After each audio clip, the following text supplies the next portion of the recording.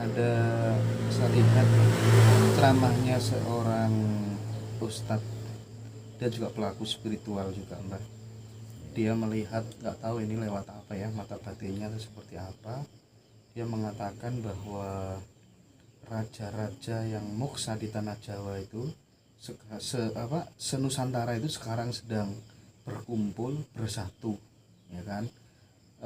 Ada Gajah Mada, ada Brawijaya, ada Ratu Sima, ada Prabu Siliwangi, dan katanya mereka siap berperang menyambut akhir zaman. Nah, ini tafsiran daripada Mbah Gatot kira-kira seperti apa? Monggo Mbah. Siap berperan apa berperang? Berperang menyambut akhir zaman ya. Itu berperang itu kan perlu ditafsiri. Bagaimana itu Mbah Gatot? Kalau memang ada, tapi kalau raja-raja moksa terus kemudian berkumpul itu ya bisa jadi ya Pak ya? Iya. Bisa jadi nggak kira-kira? Bisa jadi begitu. Bisa jadi ya, begitu. ya. Tapi kalau berperang, Iya. ini rupanya baik saya geser menjadi berperan. Berperan ya? Berperan. Oh, ya. berperan ya. Dia punya tugas untuk mengembalikan kepada Dr. Kusmogoni. Ini. Iya Pak, masuk akal Pak. Iya, iya, iya. Karena beliau dulu merasa Biar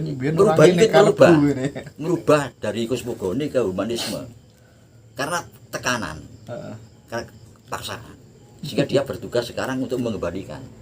Itu perannya. Kalau berperang dengan siapa? Berperang dengan siapa nah, ya Pak? Tetap barangkali raja-raja yang moksa itu tetap ada kegelisahan ya melihat kondisi Nusantara yang seperti ini ya Pak. Betul ya, iya bisa. Nah ini kalau diartikan kita berperan dan negeri kita ini punya peran yang kuat untuk mengembalikan kepada kehidupan yang berkiblat pada kelestarian alam dengan mulai mengevaluasi kembali peradaban yang selama ini berjalan sudah sedemikian jauh ya. Jadi dengan mengeruk semua kekayaan alam ini untuk kepentingan manusia semata-mata tanpa memperhatikan kekuatan alam itu sendiri. Ini yang memang perlu dikoreksi oleh para ahli ya, yang ahli itu otomatis itu bukan kita ya. Nah, sebagai alasan untuk kembali kepada alam kembali. Dan itu kan tetap melibatkan pengambil polisi tertinggi di Republik ini tentunya Mbak Gatot. Bisa begitu. Tadi tetap kalau saya tapi percaya pada simbol-simbol juga. Sebab begini, kalau kita menyebut bahwa awal berlakunya atau munculnya doktrin Kusmogoni itu dari kita, Ini saya ungkapkan pada awal dulu kita berbicara ya tentang Gunung Penanggungan. Gunung Penanggungan itu merupakan miniatur Jagat Raya. Jagat Raya. Doktrin Kusmogoni menjelaskan bahwa Jagat Raya ini merupakan satu lingkaran kosmis. Di tengah-tengah tempat hunian para dewa, dikelilingi oleh 8 samudera dan 8 benua. Nah, semua bangsa mencari miniatur dari Jagat Raya ini di bumi.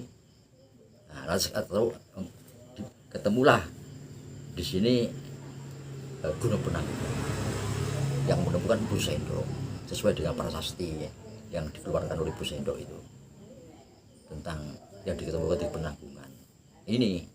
Nah ini gambaran bahwa doktrin Kusmogoni itu berasal dari kita,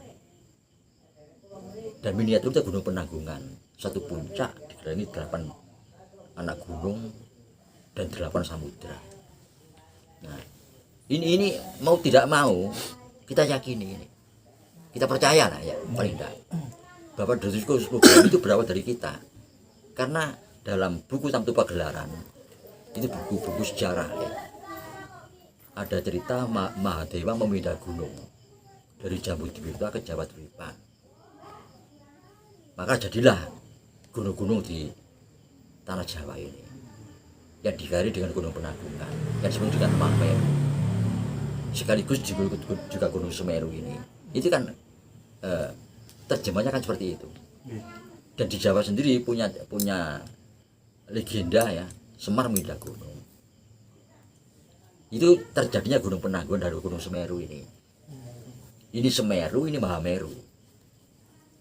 Nah, ini kalau bagaimana para ilmuwan segala semua dengan latar belakang segala macam ilmu ya, itu untuk merubah kehidupan ini sehingga tidak kebablasan dalam merusak alam, dalam mengeruk kekayaan alam, dimunculkan untuk kepentingan manusia semata-mata. Nah, ini juga ada simbolis di sini, ada simbolis itu ruang, namanya kembali kepada Tirta Amerta. Tirta Amerta itu air suci, karena pada doktrin Kusumegoni itu diterangkan bahwa gunung dari Jambudvipa ke Jawatvipa dililit ular naga. Lantas di situ ada seorang, juga ada orang yang namanya Bima itu mengaduk laut, mengaduk samudra untuk mencari Tirta Amerta, air suci, air kehidupan. Nah, ini air kehidupan. Ini cerita ini kuat. Jadi kalau sudah berbicara tentang Goro-Goro, Satrio Piningit, Ratu Adil, nah ini harus dikaitkan dengan doktrin Kusumegoni ini, dikaitkan dengan dewa memindah gunung dari Jambudvipa ke Jawatvipa, dikaitkan lagi dengan Bima mencari Tirta Amerta, air suci. Laut diaduk sampai munculnya air suci. Nah, ini maknanya apa? Ini yang nanti perlu diungkap ya, maknanya air suci ini. Karena ini simbol kembalinya kita kepada doktrin Kusumegoni. Kalau simbolnya saya paham, tapi membedah simbol ini saya tidak bisa. Gimana Pak? Simbolnya gimana Pak? Gini, jadi kita di Penanggungan ini ada 8 anak gunung, ada 8 bukit. Kita harus mengambil air itu di bukit ini. Ini kita kumpulkan. Ini namanya ruwat sumber, ruwat air, Tirta. 8 ya Pak? 8. Itu berada di mana Pak? Di Penanggungan ini. Penanggungan. Iya, ada 8 bukit kan. Setiap bukit ngambil air gitu. Air. Ini diambil airnya itu untuk disucikan kembali. Tirta Amerta, air kehidupan, air keabadian. Keabadian artinya kan kelestarian kan. Okay. Jadi namanya air keabadian ini airnya kelestarian, lestarinya alam, sekaligus lestarinya manusia, harmonisnya kehubungan manusia dengan alam. Nah, nanti semua gunung itu kita ambil airnya di Pulau Jawa ini, akhirnya sampai merembet kepada seluruh Nusantara. Harus diambil airnya dan disucikan kembali, disatukan semua tirta di seluruh Nusantara ini. Nah, ini kalau kita lihat misalnya Jawa, Sumatera, Kalimantan, Sulawesi, Maluku, Papua, Nusa Tenggara, ya. Terus dan wilayah Nusantara di luar maka 8 juga 8 dari satu bukit satu puncak di tengah tempat hunian para dewa. Nah, pengertian para dewa ini pun juga harus diartikan yang ya logis lah. Wah, kita nyembah dewa lagi, bukan begitu. Ini alam gitu ya. Alam. Hanya namanya dewa bisa dirubah juga bisa. Ya, dirubah juga bisa, sentral apa ya bisa. Nah, ini simbolisnya. Ini keyakinan Jawa seperti itu. Jadi Manunggaling Tirta ini menyatunya air dari 8 penjuru ini. ini simbolis yang harus dilakukan. Nah ini, nah simbolis ini, nah, sebagian orang mengatakan memang ini harus ada simbolis itu, tidak boleh tidak ada. Sebagai itu ya. Iya, seperti halnya kembalinya ke iya, kosmogoni tadi ya. iya, seperti halnya orang tiap negara punya bendera. Iya Mbak. Ada simbolisnya. Tapi kan sedikit sekali yang sampai pada paham itu, Mbak. Nah itu, ini yang menjadi permasalahan. Harus dikaitkan antara goro-goro ini dengan doktrin ini ya, dan juga cerita yang sangat kuat. Tidak hanya di Nusantara, tapi seluruh dunia tentang pemindahan gunung dari Jambudvipa ke Jawa Dipa ini dan Tirta Amerta air suci. Ini sangat kuat. Ini secara simbolis harus dilakukan. Itu yang melakukan idealnya siapa, Mbak? Ya kalau umpama hanya penanggungan ya orang penanggungan. Oh gitu. Kalau misalnya Goro-Goro ya di Bromo, Merapi ya di Merapi, Selamat ya di Selamat. Karena artinya air itu terkumpul. Ini simbolisnya di situ. Lah kemungkinan kalau kita tarik ke logikanya itu kerukunan. Simbol kerukunan Manunggaling Tirta. Tapi gini, setelah kemudian apa tuh namanya air suci itu kemudian ruat itu sudah dilakukan gitu ya. Tapi kalau kemudian tidak ada aksi nyata real konkret, misal kayak penanaman pohon kembali, dan itu kan sia-sia, Mbak. Nah, di sini memang harus ada konsekuensinya. Ya, untuk kita bangsa Indonesia ini. Ini kalau saya lancang, kalau yang tadi saya sampaikan barusan ini kan hanya apa ya, penawaran saja, penawaran yang tidak ada yang menangkap. Jadi dari saya sendiri, dari saya ke saya aja, ya. Jadi tidak ada orang lain. Ya, karena saya hanya ngomong ngelantur aja, ya, boleh. Ya. Nah, tapi yang harus dilakukan sebagai konsekuensinya dari Manunggaling Tirta se-Indonesia ini, kita harus bersumpah. Sumpah Bhinneka Tunggal Ika. Nah, ini ada konsekuen kita. Simbolnya Bhinneka Tunggal Ika, tapi perpecahan terus tidak pernah berhenti. Sekarang lebih parah. Jadi gerakan pemecah belah itu lebih parah sih. Dengan biaya yang melebihi biaya APBN ya. Jadi biaya untuk memecah kita ini melebihi APBN besarnya. Nah, ini kan perlu bersumpah kita tentang Bhinneka Tunggal Ika. Jadi sumpah Bhinneka Tunggal Ika. Setiap kali kita bersumpah harus apa-apa. Ya. Karena Mojopahit khawatir kalau ini sudah di depan sumpah, dikhawatirkan akan diingkari oleh partai. Sekarang ini pun kita harus bersumpah loh ini. Namanya kira-kira sumpah apa, Mbak Gatot, yang paling pas, Mbak Gatot? Sumpah Bhinneka Tunggal Ika. Sumpah Bhinneka. Bersumpah bahwa kita ini berbeda tapi satu. Itu konsekuensinya.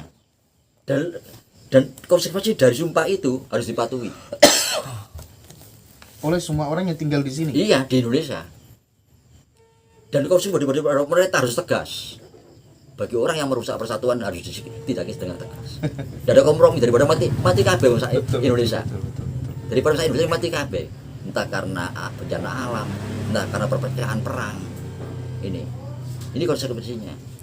Nah, sebab pada saat kita mau merdeka, kita juga bersumpah, Sumpah Pemuda. Tanpa Sumpah Pemuda. Artinya secara subjektif, jika kemudian hal itu tidak dilakukan, bisa jadi akan banyak korban di Nusantara ini. Betul. Ya perpecahan tambah parah. Nah kita, misalnya contoh saja yang gampang ya, wong Jawa tidak boleh menang sendiri, tidak boleh. Kita Nusantara. Itu seperti itu contohnya. Dan saya rasa kita wong Jawa sadar memang tidak akan wong Jawa itu ngelem-ngelem syukuri dewi kan gitu kan enggak. Tapi podo-podo api lah kabeh podo. Nah itu. Ini kita harus bersumpah. Iya, Pak. Sumpah Bhinneka Tunggal Ika.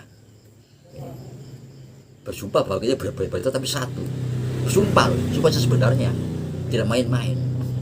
Nah, itu harus, karena kita ini sering melakukan sumpah palapa, Sumpah Pemuda. Nah setelah merdeka apa sumpah kita? Ini kan belum pernah bersumpah kita. Ini mudah-mudahan didengar sama pemimpin republik ini. Nah itu. Nah, bagaimana mekanismenya ya pelaksanaan itu pemerintah gampang seperti itu. Gimana Pak? Ya kan bisa diatur ya. Kan dengan mudah, cara mudah-mudah. Misalnya nggak tahu lah gimana caranya. Iya. Kita harus Teknisnya, bersumpah.